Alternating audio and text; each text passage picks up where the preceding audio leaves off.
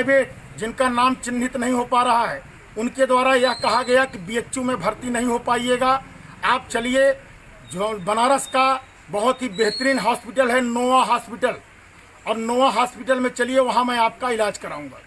ऐसे हमारे बदलापुर के लगभग 5 पेशेंटों की लिखित मेरे पास शिकायत आई है, जिनको सदर हॉस्पिटल से नोवा हॉस्पिटल भेजा गया, और नोवा हॉस्पिटल जाते ही उनके पेशेंटों से पहले ही दिन 2 लाख रुपए जमा कराया गया, दूसरे दिन फिर 2 लाख जमा कराया गया, तीसरे दिन बताया गया कि पेशेंट की स्थिति बहुत गंभीर है, फिर उनसे 2 लाख जमा कराया गया।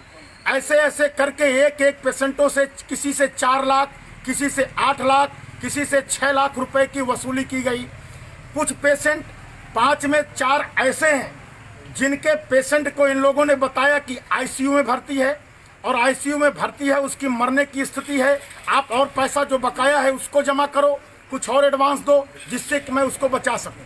लेकिन जब वो परिवार जब पैसा सारा जमा कर दिया, जमा करने के बाद दूसरे दिन उसको यह बताया गया कि आपका पेशेंट मर गया है। उनको यह शंका है, उनके परिवार को यह शंका है कि हमारा पेशेंट 2 दिन पहले ही मृत्यु हो गया, लेकिन इन्होंने हमसे नहीं बताया। इसलिए नहीं बताया कि जो मेरा बकाया है मैं पहले उस पैसे को ले लूं, उसके बाद तब मैं उसको जो है बताऊं कि तुम्हारा पेशेंट मर गया है। अगर मैं मृत्यु घोषित कर दूंगा तो हमको ये पैसा नहीं देगा।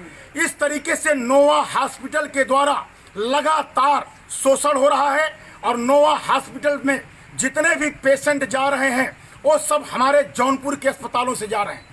खासकर प्राइवेट एम्बुलेंस के द्वारा सारे के सारे पेशेंट जौनपुर से जितने भी प्राइवेट एम्बुलेंस चल रहे हैं, जौनपुर के सारे प्राइवेट एम्बुलेंस नोवा हॉस्पिटल में लेके जाते हैं। चूंकि वो ऊंची रकम देता है, ऊंची रकम देकर के एम्बुलेंस वालों को कमीशन सेट करके रखा है। अब कमीशन के आधार पर जीवन से समझौता करवा रहा है, जीवन की लीला सबकी समाप्त कर रहा है।